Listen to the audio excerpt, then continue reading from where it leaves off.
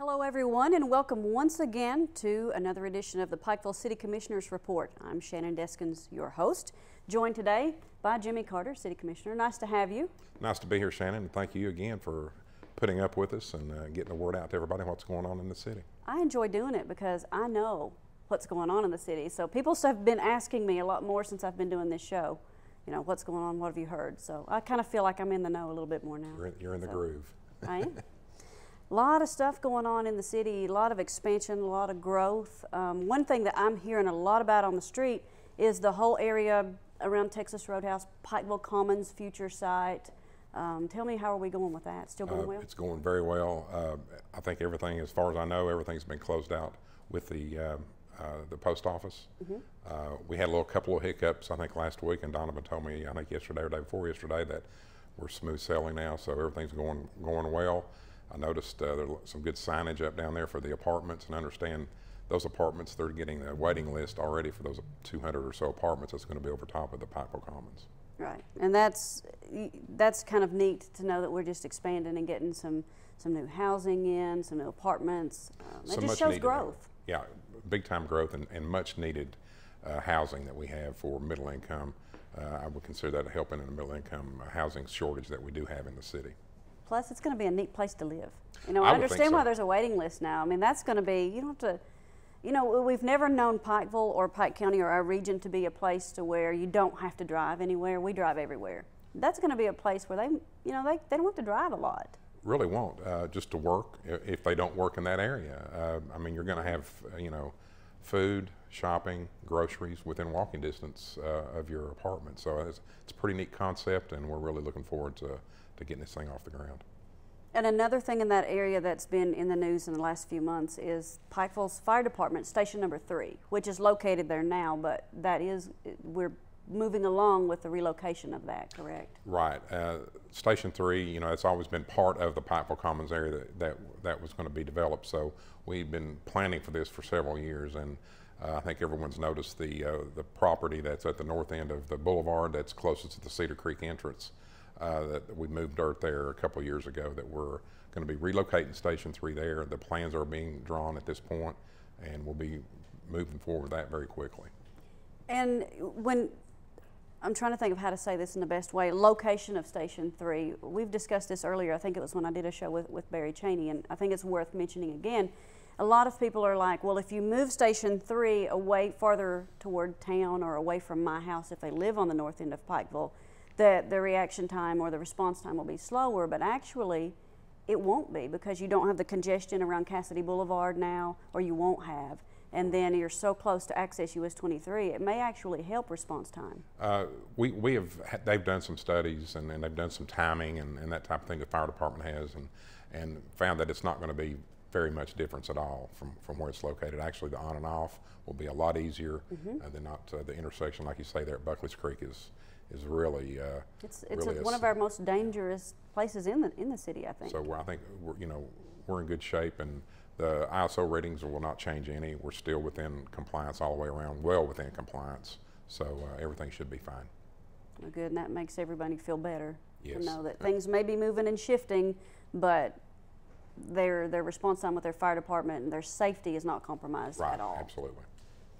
Another thing that's been going on that I think it was probably about a year ago that we had the groundbreaking for is at Bob Amos Park, the equestrian trail. I'm really excited about this one. It's a huge project, and we've talked about it so many times here in the last couple of years, and the last year especially, since it's gotten out of the ground and moving along. And speaking with Sean Cochran there a moment ago, you know, he was saying that, you know, we're about 75 to 80% complete on that. So, you know, here in the next little bit, we'll be closing that up, and it's I've had more positive comments, which I didn't realize how many horse enthusiasts there are in this area, but there's a tremendous amount, and they're very excited for this trail to get open. You know, so many of our local people that do ride horses have to trailer their horses and get them loaded up and go 2 and 3 hours away, which is not the best thing in the world for the horse as far as making it nervous and upset, and it's just a hard trip to make. But now that we're offering that here, that's something we haven't offered before in the city. So it's not like we're just expanding what we already have. We're expanding what we already have in other areas, but we're offering entirely new things for people to do. Yes, and it's just something that's totally off the scale of what anything that we've ever tried to do here in the city. And again, the comments have been just unbelievable on the excitement that it's going to bring to the city. Well, and I bet you're hearing from people outside the city that are going to come in. So absolutely. then you're looking at tourism, you're looking at additional revenue as far as hotel, motel, food, shopping, retail, all of that. What have you heard from as far as far away of people that are expressing an interest to come to Pikeville? I've just heard in the region, probably more, within the, the counties that with outside, but I haven't heard anything as far as, long distances or anything like that. But I'm sure, it's just like the Knott County trail that they have there. I mean, once it gets going, and I'm sure there's going to be groups that'll come in just like we have on the river and all that type of thing that will take advantage of it. So, and that's something I'll mention to Sean in the second segment of this show is the river. I think that's his baby. He loves the river. Loves the river. When we were talking about tourism and I started thinking about the equestrian trail, a lot of people don't realize that this equestrian trail is ADA accessible. It's handicap accessible. You don't have that many places to where somebody who has got some physical disability will be able to ride a horse. Yes, and that's a huge thing about this grant that we got, that everything is ADA accessible and handicap accessible, the ramps, the rinks, everything is. So it's just huge to have something in this area that I'm not sure that there's anything like that in the state. Now there could be in Lexington at the horse park rather. So being to that level and having that to have for people to come and enjoy and those people to enjoy is wonderful. Well, and that may be going back to what we just discussed is how far people will travel to do this horse trail. If it's something that's not offered anyplace else, then hello, Pikeville looks that much more attractive. That's exactly right, and we're ready for them. All right, 2.3 mile trail. 2.3 miles. That's a barn, lot. stables. That's a lot longer than you think it is. It is, and it wraps around, and it's very pretty. It's beautiful up there, actually. Well, and a lot of people are starting to utilize the walking trail. Yes. That is there also. How long is the walking trail? To put you on the spot. Sorry, I know it's a long way. I know it's a long way, especially if you go all the way around. About 6 miles, I think, if you go all the way around. And that's down Cedar Creek and around and back up the hill. I've been up there a few times, and it is beautiful. And you can sort of get away from, it's not like, in the past, we had the Bob Amos Trail, Bob Amos Park, the track, or you could walk through the city streets. But now, that offering up high and above out in nature, it's like you get away from the city, but you're still in the city. You're still in the city, but you'd never know it, that's for sure. A lot of changes that's just part of a lot of things Pikeville is offering now that hasn't offered in the past. Well, we've talked about it's not offered in the region near here. Right, and we've talked about this in the past of all the things they're going to do, and in the second segment with Minta and Sean are going to talk about all the things that you can do in the city of Pikeville. And I'll just give you a quick example. I had a resident call me a couple of weeks ago that was having a wedding in town, and they wanted to know what they could do their guests coming in. I had them contact Sean, and I think Sean gave them a list of oodles of things they could do and how they could keep their company entertained over the weekend. So that's just we're emerging and we're learning as we go. It's like baby steps, I guess. So those days of there's nothing to do in Pikeville are long gone. They're not looking. Nobody's looking. If you don't think there's anything going on in Pikeville, you don't get out of your house much. That's true. That's true. Talking about expansion and new projects and new offerings, Jenny Wiley Theater is really moving along. Actually, that's why we're in a different setting today than we usually are for this show, because it's so noisy at the Normal Studios, which is next to the Jenny Wiley expansion, that we had to move here. Work is going full force, as Al will tell you. It's a little noisy and loud, so that's why we're here.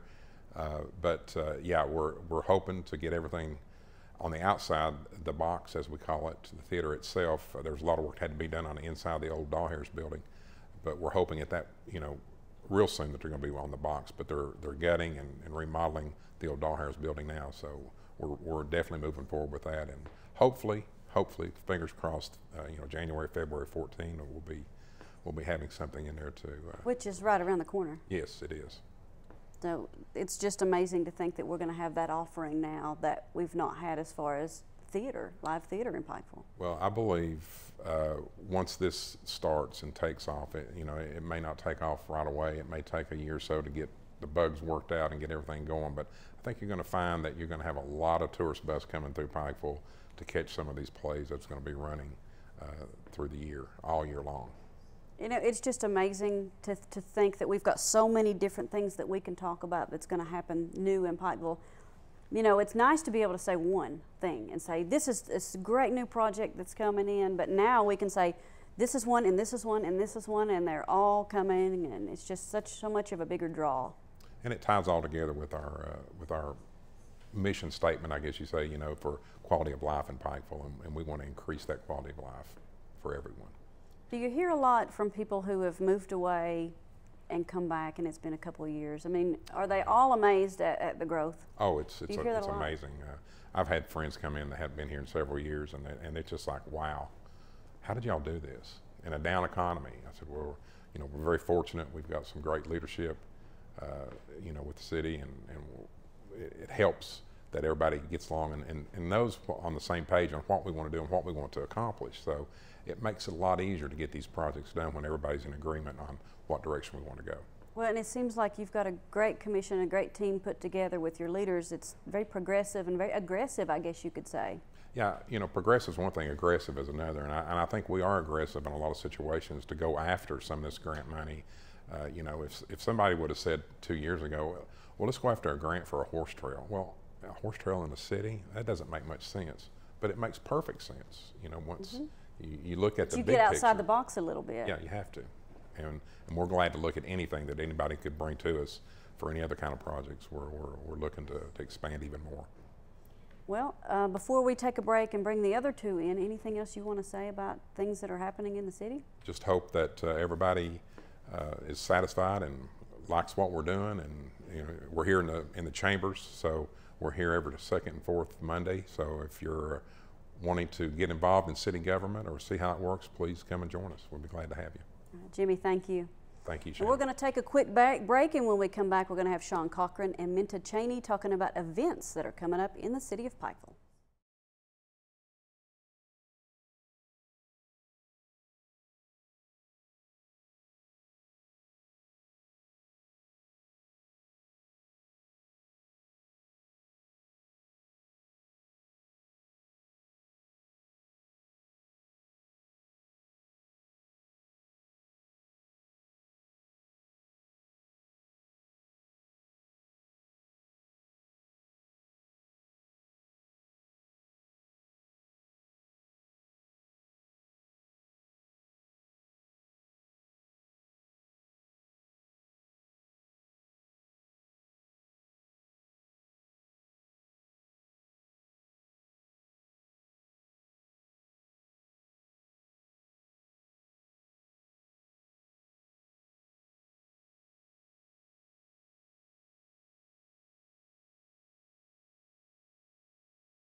Welcome back, everyone, to this edition of the Pikeville City Commissioners Report. But as you can tell, we've got some new guests in here on the second part of this show. Minta Cheney and Sean Cochran. Welcome. Thank you. Now, Jimmy was talking about projects and the business end of being on the City Commission, but you guys can talk about more of the fun stuff that's going on, the events that are bringing people to the city. So, Sean, what you and I were talking about a few minutes ago is Muscle on Main. I mean, award-winning Muscle on Main is so successful, and it's continuing to grow. Am I not correct? It is, and it's, you know, like most of our events, it's taken on a life of its own. You know, and Minta will talk here in a few minutes about, I'm sure, Main Street Live, that, you know, and Muscle on Main, I think, probably are two of our, you know, signature events. Muscle on Main is just, it's grown and grown and grown. This past weekend at the Burnout, you know, there were 2,000 or 3,000 people there for the Burnout. The car show went really well down on Main Street, you know, and so it's and it's great family fun. It's a great opportunity for someone to come out, bring a family, look at some neat cars, and you know, watch people burn some tires. Are people starting to travel from farther away to bring their vehicles in? Absolutely, we're starting to see people from all over the region. I know there have been people from East Tennessee, Virginia, West Virginia, Ohio, of course Kentucky, and actually from Indiana. I think at the last one, and there were some people here from Indiana, and the one before that, if I'm not mistaken, from Illinois. So yeah, it's. So in you telling that, what I'm hearing is that just because I went to an event last year or even last month, that doesn't mean that it's going to be the same old thing when I go back the next month. Exactly. The cars change, the faces change, the stories change. Exactly. Yeah. It's going to, there's a core group of cars that you're going to see here, and then there's always new cars coming in. Jesse and Jeff and those guys with the burnouts are always coming up with something new and exciting to do at the burnout. So yeah, we always try to keep it fresh. We always try to keep it changing, keep it moving. And one of the things that I love the most about it is it's not something like a museum. When you walk through and you look at something, but you don't ever get the story behind it. The people that have these cars, they would love to tell you the story about them, if they've restored them, how they did it or whatever. So there's so much interaction that happens. Like I said, it's not one-sided. You walk through and you look and you go home. You can spend all day there. Oh, absolutely, yeah. These guys love to talk about their cars because you're right. It's a labor of love for these guys. It really is, and they enjoy it, and it shows. You can't call it a hobby. No, because it's so much more than a hobby. It is, yeah. I mean, it's a passion for a lot of these people. For I'd say 99% of these people, it's a passion. And once you look at the condition of these cars, Yeah, it that's shows. not just a water hose out in the yard, a quick wash. I mean, these things, you can put a mirror underneath them, and there's no And a lot of them do. A lot of them do. I know, Yeah, I've seen they that. do. They go by with mirrors and check the bottoms of the cars. Yeah, so I mean, they're serious. I've about never cleaned my car that good, ever. it. Me either. But these guys do, and that's just one of the reasons why it's a great event to get out to, just to see some of the amazing work and the vehicles and the fun and the families and the burnouts. Yep. I've never seen a burnout that had colored smoke coming I know, out, and that's you just see pretty that neat, down yeah. there. It's like, how did Yeah. they do that? Do they have red tires? Yeah. So you have to figure out, well, how is that happening? So it's just really It neat. is. That's really neat. And that's, I know you're talking about like last year for 4th of July. Had the red, white, and blue smoke. And these guys, there's a powder that they use that they put on these tires. It's, I mean, it's really neat. There's a lot of stuff that goes into it, more than Oh, yeah. just. I wouldn't know how to do that. I mean, that's very hard to get that burnout thing to happen the way it does. Yeah. Because the city actually poured a special pad down there We just do. for We have, that, we have a correct? special pad down there just for the burnouts, and then last month on Main we actually had drifting. We had the guys down there with the tuners, they call them. The import cars, the Nissans and things like that, and wet down the river field and had a course set up where they did the drifting around the course. So it's real neat. So it's just always something new and always something exciting to give people an opportunity to come out and enjoy the weekend without having to leave the area. What weekend is that? That is the second weekend of every month. And that's on Saturday. It's on Saturday, and then there's block party on Friday. I was going to say, yes. there's always something on Friday night, the block party, the but block the actual party. cars on Main Street and the burnouts are on Saturdays. Yep. Second Saturday of the month. Second Saturday of the month. Yeah. And that's what, April through October? April through October. Okay. Yep. Now that's one weekend of the month that you've got taken care of. I think you take care of 2 more weekends a month with Main Street Live. Right. The first and third Friday night of each month, June through September. We give Tell them me a about chance to get that. started and get us kicked off, and we've had a very successful time. This year we've got to partner with Muscle on Main and Main Street Live for our 50s night, and it was a phenomenal turnout, and people came out and danced to 50s music.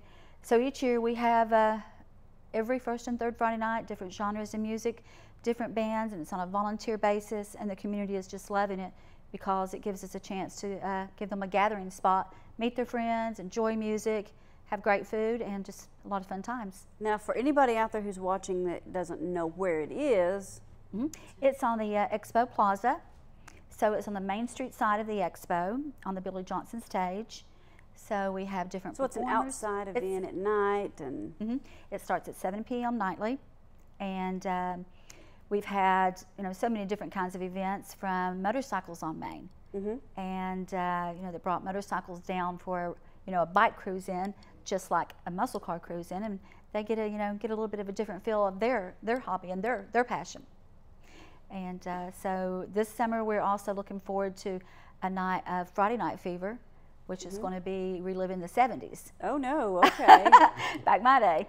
So that's going to be So really are you going to hang grand. disco balls somehow on the plaza? Are you going to get the disco balls going? Yeah, and the white suits and the I have to call my go-go brother. boots. When I was little, I know he had some of those because I remember seeing them.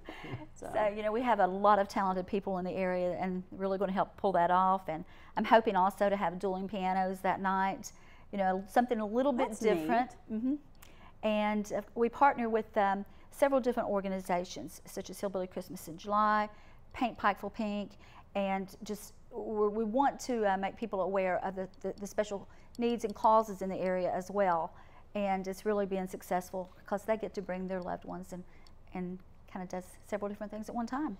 You know what I love the most about the Main Street Live is that when you go on vacation or you travel or whatever and you go to a big city, they have these street festival type things, and you always go, I wish we had something like that at home. Well, we do now. Yep. I mean, so many different events from Main Street Live to Muscle on Main to other things, to the new theater that's coming in. Mm-hmm. It's giving our little small town the feel of a big city. But yet we still know everybody and we still have the comforts of home, but as far as entertainment, it's as good as anywhere else. It is, and you know, Main Street Live was created, you know, out of a progressive thought of, you know, the City Commission, and like, what can we do, you know, to make downtown the place to come to again, because, you know, Main Street, everybody's like, well, Main Street encompasses the whole area, you know, because back in the 70s, people left the, you know, the Main Street of downtown and went to the malls to take their business and things. So we might not have all of the shopping right downtown, but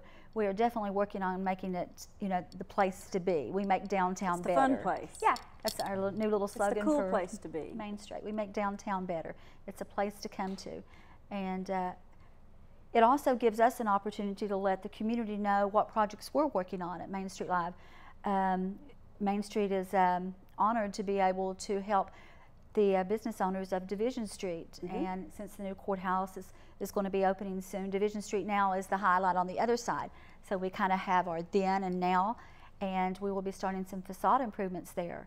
You know, the Main Street Board is working with those business owners, and so don't be surprised at a Main Street Live event if you don't see us out trying to say, you know, here's our T-shirts. Carrying the little jar around, yeah, and carry shaking the the change. Just whatever it takes to, you know, we work hard for fundraising for different projects downtown.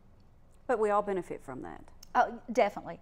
And an exact example of that, 2 weeks ago, the Main Street director from Fort Thomas, Kentucky, which is closer to Cincinnati and Covington. That's not Eastern Kentucky at That's all. not Eastern Kentucky, but they had a family reunion here. And they found out about the Hatfield-McCoy tour bus and the river trail and everything, and so they had 30 people, you know, take the Hatfield-McCoy tour, talked about Main Street Live, and then she could post on Facebook about, oh my gosh, you know, Pikeville has changed so much, and you know what a wonderful thing is going on. So it got us a little bit, you know, out of Eastern Kentucky, a little bit more. You know, people are talking about it in Covington and Bellevue and Fort Thomas area, so they're eager to come and see what's happening in the mountains. You know, social media, you just tapped on that, is such a powerful tool because you can communicate with people all over the world, and it just takes one share of an event that's going on here in Pikeville. And I know Pikeville has an active Facebook page as well with events and tourism and things like that, and that's just the best way in the world to get that out there. If one person likes it and they share it, well, then all their friends see it and some of them share it. You know, it's amazing to think of how far away geographically that people are talking about what's going on in Pikeville. And the exposure that it gives for our people here locally. I have so many calls during the week about young artists that wants a chance to sing or wants a chance just to get out there, and I think that's the joy of this, is it gives them a little stage time that they wouldn't have, and a little recognition. So I think that's wonderful to bring their families out. You know, and for anybody who is in the business of booking a musical act, knowing that there's no budget to pay anybody to come in and play, and you've still got a waiting list of people who want to come and play your event for free, Exactly. that says something. Yeah. That says a lot. We're very blessed. Because the quality of the talent is wonderful. It is. It's not like you're having to pick somebody at the last minute or beg somebody to come out. You've got quality acts who really want to come in. Our next event will feature Blues Night, and so we're excited about that. We're having bluegrass still this summer, so you know, we invite people just to look on Visit Pikeville, and it'll give you a full rundown of everything. Okay. Now, moving away from our downtown area and onto the water, that's Sean's expertise. You're the fisherman and the guy who's on the river most of the time. Our river has really, as far as the events on the river, it's blown up in the past year. It has. You know, we've had church groups, school groups. You know, we put a lot of people on the water. We've been doing a whole lot. You know, we are Blue Water Trail last year. Fish and Wildlife made us a Blue Water Trail, and actually I just spoke with some people at the Department of Fish and Wildlife, and they want to come back this fall and write a piece on the fishing here. You know, the fishing has been phenomenal. Several trophy-sized fish. You know, I think one of your coworkers caught a pretty nice one. Yes, she did. Jill Fraley. Oh, really? Shows a picture of her Jill caught a giant great smallmouth. fish, and I told her yesterday. I actually sent a picture of that fish to the editor of Kentucky Afield magazine. She'll enjoy that one. Yeah, she was pretty excited about that. But you're talking about people on the river. The city has kayaks and rafts that they rent, correct? Yeah, so we you don't do. have We to have bring your own. You don't have to load it up. You all take care of all of that. We take care of all that, and Shannon, the great thing about our river is it's Class 1 water, which means it's calm. It's very beginner friendly, and you know 80% of the people that we put on the water have never been in a canoe or a kayak, and so you know that's a really great thing about it is we can put you on. If you've never been on, you don't have to be afraid. Just call us. We can take care of it. I can attest. This year I've been on the river and I love it. Yeah.